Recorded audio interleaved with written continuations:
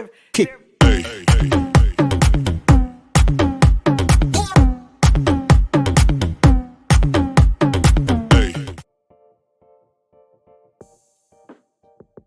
So how did we find out we're pregnant? Well, I missed my cycle. That's what happened. I missed my cycle, and I was really thinking like, it was nothing. I didn't think I was pregnant because that wasn't the first time I missed my cycle. You know, sometimes your period can be kind of wonky after having a baby. And my son, that's my children in the background. And my son was 2. So I was like, well, maybe not. I don't know. I'll go take a test. So took a pregnancy test and came back positive. And I'm like, what? I'm too old for this. I'm 41 years old, you know. Not really. I wasn't thinking I'm too old. But I was thinking that it was not going to... I just didn't think that it would be so natural. You know, I thought that having a baby in my 40s that we would have to try harder. You know, I just didn't think it would be unexpected, unplanned. I thought it would be more like, okay, we're trying to have baby number 3. Let's, let's try more. And it was just a normal day, a normal week, a normal month, normal year.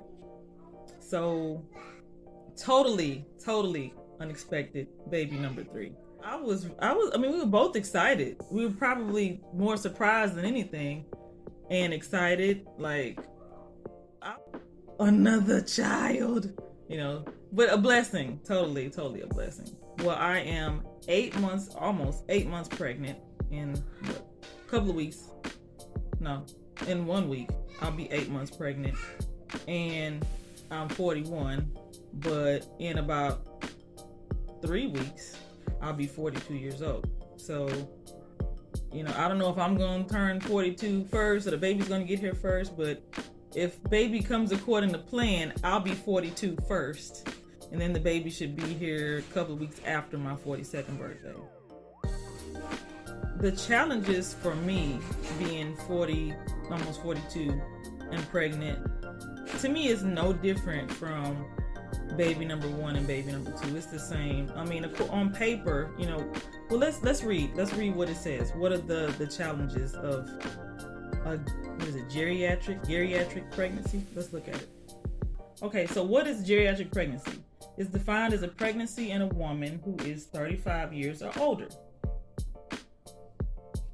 Placental problems. The risk of placental problems such as placental abruption or placental insufficiencies increases with age.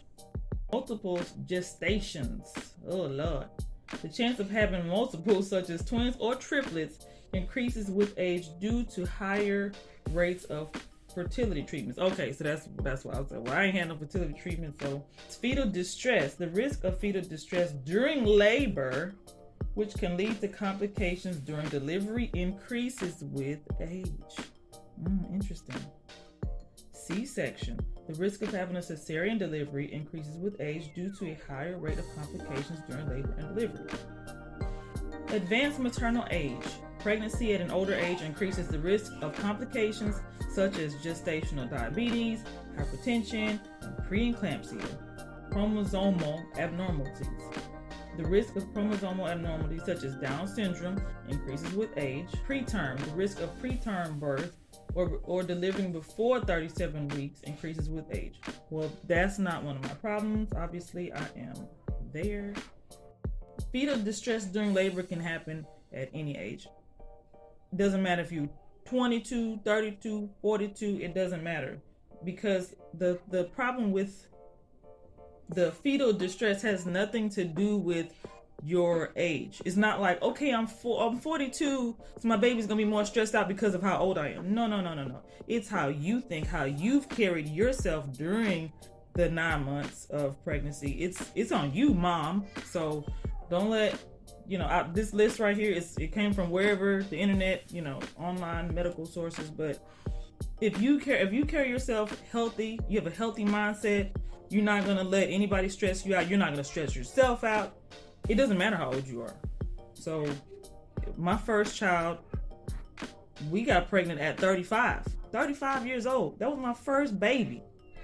and delivered at almost 36. It's kind of like this one, because when I had my son, my first child, I turned 36 2 weeks after he was born. So I was almost 36 years old. So when I went in, the doctor that we were seeing when I was pregnant with my first son was upset with me and my husband because we waited till we were 5 months pregnant to go in for the first time. I didn't have a single appointment, a single doctor's appointment, until I was 5 months pregnant.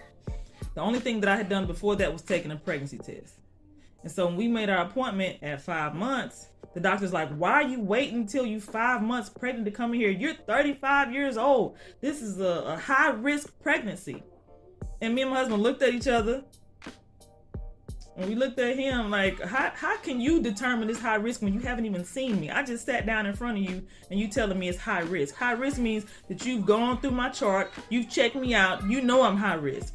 But they throw you in high risk just because of your age. And then when he finished looking at everything, checking me out, checking the baby out, the high risk part went away. The only thing that was left was, oh, you're 35. So nothing else. I don't have any health conditions. Nothing's going on with me. Nothing other than I'm pregnant, but I'm high risk. So them doctors, you gotta be careful with that. But anyway, moving on to the next one. This time around, the major difference this time around with baby number 3 is we did not hire a doula this time. We are doing unassisted, like Bible days, Joseph and Mary in a manger, except we're not in a manger, we in our beautiful home. We birthing at home with nobody, just Jesus, my husband, my mother, and our 2 little ones. We have a 3-year-old and a 5-year-old. And this is just gonna be so different, because when I had my last baby, our son was 2, and when the baby came, he was asleep. Like he missed it, and it was in the morning. It was like 9 o'clock in the morning. He was knocked out. And after the baby was born, we brought him in and was like, okay, look, your brother's here. But you're like, how did he sleep through that? I don't know. But yeah, we birthed at home, and I didn't have little ones running around. Now I have a 3-year-old and a 5-year-old, and they've already been asking questions. Mommy, are you gonna be okay? Mommy, what if you die? And you're like, how do they know you might die? Well, we talk about all kinds of stuff with our children. And so this is going to be very interesting. I've told them, like, look, you hear mommy hollering and stuff, it's okay. I did the same thing with you, okay? But as far as a birth team, literally my husband, my mom, and Jesus. That's it. We didn't hire a doula this time. No midwife. We're not even in Georgia. We were, like I said, we were an hour from Atlanta before, and our first 2 children. This time we are not in Georgia, so it's a little bit different here. But anyways, I know my sons want a little brother. I really don't care if it's a son or a daughter. My husband thinks it's gonna be a girl. My mom thinks it's gonna be a boy. I mean, it's only 2 options, right? Son or daughter. So my reason for sharing this pregnancy with you all is there's not a lot of Black mothers, Black families that are choosing to do natural birth or the home birth route. So I figured, why not share my story? Why not share my experience? And I mean, just women in general, mostly are having babies in the hospital. Women in general are having babies with, what's that word? Medical, starts with an I. I don't know the word I'm looking for. Intervention, that's it. And instead of doing things the old way, people have been having babies since Eve, right? Since the beginning of creation, and we have made it into a business instead of what it's supposed to be, family, bonding. a beautiful experience. And I've heard horror stories from so many moms and home birth. I can't speak for hospital birth because I've never had a baby in hospital, but on my third home birth, which is this one, I can say it's the best decision that I've ever made. I would not change anything. I don't wish that I would have had my first or second baby in the hospital. I don't wish that I would have had a doctor or medical professional present. I'm glad that I had the doula both times. And this time, am I going to wish and hope that I have a doula or midwife present? I don't know, but I know that I trust the Lord. And that's the most important thing for me. And so I want to give you hope. I want to inspire you in case you're thinking about it. Like, don't be scared. It's the same thing that can happen at home can happen. Sir, you see I'm recording. Move. I'm sorry, y'all. My children are about to get a whooping. The same thing that can happen at home can happen in the hospital. People die in the hospital. People die at home. I personally know somebody who was pregnant and died in the hospital. Would things have gone better if she would have had a baby at home? Maybe, I don't know. Would she have still died at home? Maybe, I don't know. But I don't want people to think that having a baby at home is you're increasing your death, maternal mortality rate by, 1,000%. No.